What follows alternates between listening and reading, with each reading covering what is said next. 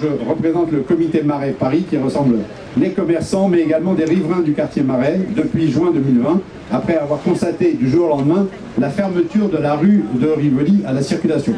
La suppression des places de stationnement dans tout le quartier au nom de la Covid et l'abandon. Ou le Covid, on dit pas les modifications de circulation des rues, et tout cela sans aucune logique et surtout sans aucune concertation. Je suis commerçant depuis 1985 dans le Marais. Je pense que Ariel Vell aurait pu quand même m'appeler. Ces modifications sont un nouvel obstacle à l'accès à d'autres quartiers. Je rebondis sur effectivement qu'on s'était opposé à l'époque à la fermeture des quais, parce qu'effectivement tout l'ouest de Paris maintenant a du mal à arriver, notamment au BHV et aussi au niveau de nos boutiques. La modification désastreuse de la place de la Bastille a pour conséquence le bouchon permanent sur les boulevards Beaumarchais et Richard Lenoir, sans compter la transformation des rues Saint-Antoine et rue de Lyon. Encore un nouvel obstacle. Le centre de Paris devient un véritable ghetto, interdit aux franciliens, et la commercialité des commerces ont subi des conséquences. À cela, il va falloir ajouter le fabuleux projet de ZTL. Alors, pour ceux qui ne connaissent pas, c'est la zone à trafic limité qui était dans le programme de Madame Hidalgo, qui est devenue, au fil du temps, maintenant, ça va plus s'appeler la zone à trafic limité, mais devenue zone apaisée. Ils ont que ça à faire de trouver des noms. Alors, pour ceux qui ne savent pas, c'est effectivement un projet de limiter toute la circulation sur les 1er, 2e, 3e, 4e arrondissements et le nord du 5e au-dessus du boulevard Beaumarchais.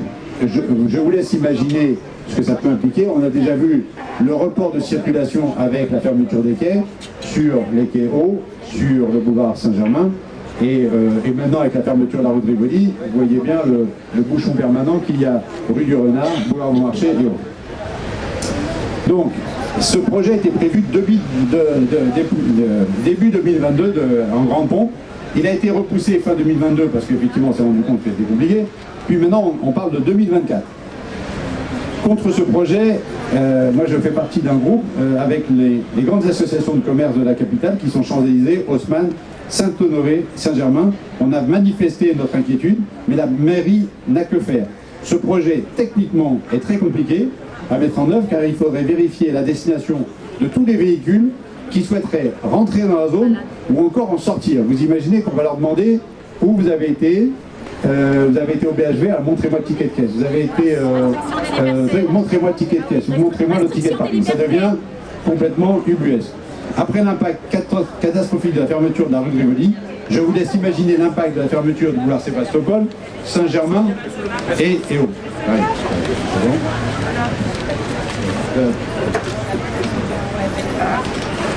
Excusez-moi, j'ai pas l'habitude de dire. Les quais arrivent droite et qui arrivent gauche, et les grands axes. Encore et encore des projets fruits d'une idéologie soi-disant écologique qui vont étouffer Paris et qui vont transformer Paris en Disneyland. Quand on leur parle, ils nous disent c'était dans le programme pour lequel on a été élu.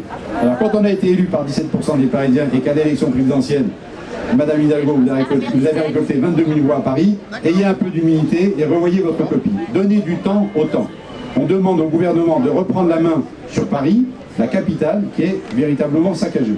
Je rappelle que nos groupes sont totalement apolitiques et rassemblent des Parisiens de tous bords qui ne peuvent rester immobiles face à ce saccage. Messieurs, dames, merci.